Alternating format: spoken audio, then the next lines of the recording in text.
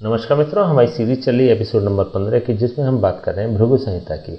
भृगु संहिता के अंतर्गत आज हम बात करने जा रहे हैं तुला लग्न के एकादश भाव में चंद्रमा स्थित हो तो उसके क्या फलादेश होंगे। प्रथम भाव में 7 नंबर का मतलब होता है तुला लग्न, और तुला लग्न में चंद्रमा दशम भाव का स्वामी होता है। दशम भाव का स्वामी होकर जब ये अपने स्थान से द्वितीय स्थान और कुंडली के एकादश स्थान में स्थित हो जाता है तो ये शुभ फल प्रदान करने वाला बन जाता है। देखिए, हमने पहले बात करी थी, कोई भी ग्रह यदि अपने राशि स्थान से अथवा अपने कारक स्थान से द्वितीय स्थान पर स्थित हो जाता है तो वह उसके सापेक्ष शुभ फल प्रदान करने वाला बन जाता है, उसको पावरफुल बनाने वाला बन जाता है, उसको सकारात्मक प्रभाव देने वाला बन जाता है। तो क्योंकि यह चंद्रमा दशम भाव के सापेक्ष द्वितीय स्थान पर है तो इसलिए व्यक्ति के कर्म क्षेत्र को लाभ पहुंचाने वाला बन जाता है। इसी प्रकार से क्योंकि यह लग्न भाव से 11th हाउस पर स्थित है तो हमने पहले बात करी थी कि जब भी हम कुंडली देखते हैं तो लग्न को हम विशेष रूप से प्रायोरिटी देते हैं।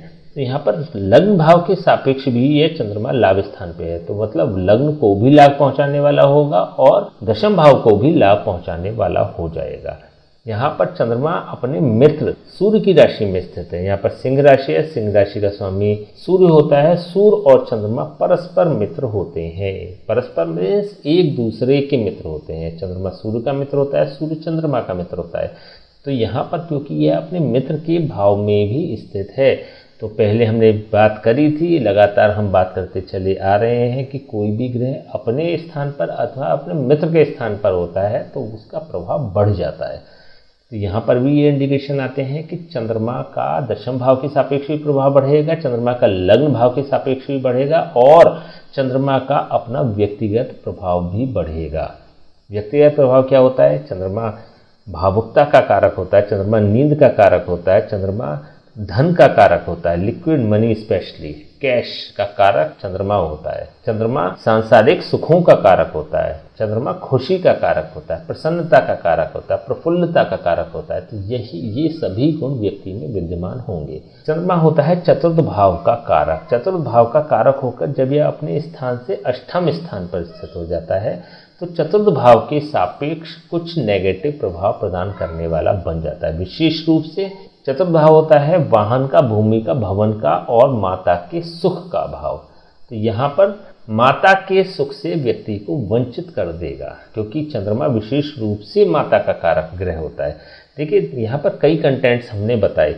हमने बताया वाहन का कारक, वाहन का कारक चतुर्थ भाव होता है लेकिन वाहन का कारक ग्रह शुक्र होता है। भूमि का कारक, भूमि का कारक भाव चतुर्थ भाव होता है लेकिन भूमि का कारक ग्रह मंगल होता है। हमने बताया घर का कारक भाव, मकान का कारक भाव, अपनी प्रॉपर्टी का कारक भाव चतुर्थ भाव होता है लेकिन इन सभी का कारक ग्रह शनि होता है। लेकिन यहाँ पर एक कॉमन चीज आ रही है, वह क्या कि चंद्रमा चतुर्थ भाव का कारक होता है और चतुर्थ भाव माता का कारक होता है। तो यहाँ पर जो दो कंटेंट्स हैं जो सिमिलर हैं, उस वजह से जब यह अपने भाव से अष्टम भाव पर स्थित हो रहा है तो इट मीन्स माता के स्वास्थ्य की हानि करने वाला बन जाता है। माता के सुख से व्यक्ति को वंचित रखने का प्रयास करता है। या तो व्यक्ति माता से दूर रहेगा या माता का स्वास्थ्य विशेष रूप से खराब होगा। तो इन दोनों के परिप्रेक्ष्य में यह चंद्रमा शुभ फल प्रदान नहीं करेगा। लेकिन अन्य जो भी हमने बताया, वाहन का, भूमि का, भवन का, सुख का, नींद का, इन सब से संबंधित या फिर धन का। चतुर्थ भाव होता है सांसारिक भोगों की उपलब्धता का भाव और यहाँ से यह चंद्रमा क्योंकि अष्टम भाव पर होता है तो व्यक्ति को इन सब को प्राप्त करने में थोड़ी कठिनाई तो जरूर ही होगी, विशेष रूप से 24 साल की अवस्था तक। 24 साल की अवस्था इसलिए क्योंकि चंद्रमा की यह उम्र होती है। तो 24 साल की अवस्था तक चंद्रमा विशेष रूप से एक्टिव रहता है तो व्यक्ति को सांसारिक भोगों की उपलब्धता नहीं करने देता, तो व्यक्ति को स्ट्रगल करना पड़ता है। इसके बाद का जो समय है, 24वें साल के बाद का समय व्यक्ति को आर्थिक रूप से मजबूती देने वाला होता है। सांसारिक भोग उपलब्ध हो जाते हैं व्यक्ति को, वाहन, भूमि, भवन ईजिली प्राप्त हो जाते हैं। व्यक्ति का बेसिकली प्रोफेशन ही सेट हो जाता है क्योंकि दशम भाव का स्वामी अपने से द्वितीय भाव में और लाभ के भाव में स्थित है। तो इस परिप्रेक्ष्य में भी देखें तो ये चंद्रमा शुभ फल प्रदान करने वाला बन जाएगा। चंद्रमा की यहाँ से सीधी दृष्टि पंचम भाव पर भी है। पंचम भाव में इसकी शत्रु राशि है। शनि चंद्रमा को शत्रु भाव से देखता है। तो यहाँ पर जब इसकी दृष्टि पड़ती है तो यह पंचम भाव के सापेक्ष भी कुछ नेगेटिविटी प्रदान करने वाला होता है। हालांकि यह जो दृष्टि है अपने मित्र सूर्य की राशि में बैठकर यह दृष्टि दे रहा है और केंद्र भाव का स्वामी होकर दृष्टि दे रहा है, तो इसकी दृष्टि जो होती है वो शीतलता प्रदान करने वाली होती है, पंचम भाव के प्रभाव को बढ़ाने वाली होती है। लेकिन क्योंकि यहाँ पर शनि की राशि है, इसलिए वही अगेन 24 साल की उम्र तक पद प्राप्ति में व्यक्ति को बाधा उत्पन्न होती है। पद का, मान का, प्रतिष्ठा का भाव पंचम भाव होता है, संतान का भाव पंचम भाव होता है।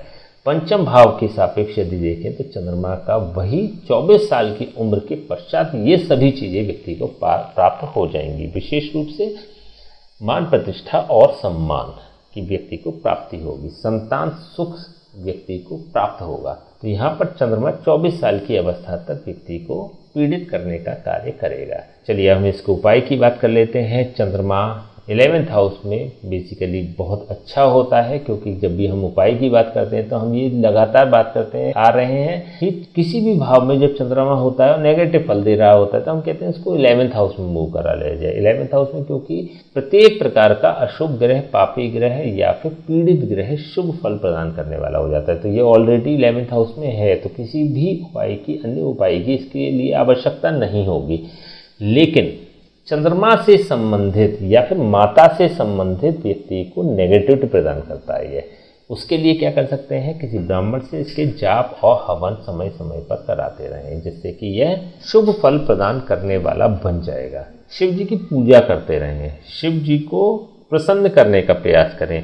देखिए यहाँ पर चंद्रमा का एक और भी बहुत अच्छा उपाय होता है कि माता का, क्योंकि यह माता तुल्य महिलाओं का कारक होता है ये चंद्रमा, जैसे मौसी, बुआ या फिर अन्य कोई महिला जो माता तुल्य हो, उनकी सेवा करना, यह भी चंद्रमा के एक अच्छे उपायों में आता है। तो अगर आप किसी माता तुल्य महिला की यदि आप सेवा करेंगे तो उसका आशीर्वाद आपको प्राप्त होगा, चंद्रमा शुभ फल प्रदान करने वाला बन जाएगा। ठीक है, तो आज हमने बात करी तुला लग्न के एकादश भाव में ही चंद्रमा स्थित हो तो उसके क्या फलादेश होंगे। नेक्स्ट वीडियो हम बात करेंगे तुला लग्न के द्वादश भाव में ही चंद्रमा स्थित हो तो उसके क्या फलादेश होंगे। तब तक के लिए हमें आज्ञा दीजिए, नमस्कार।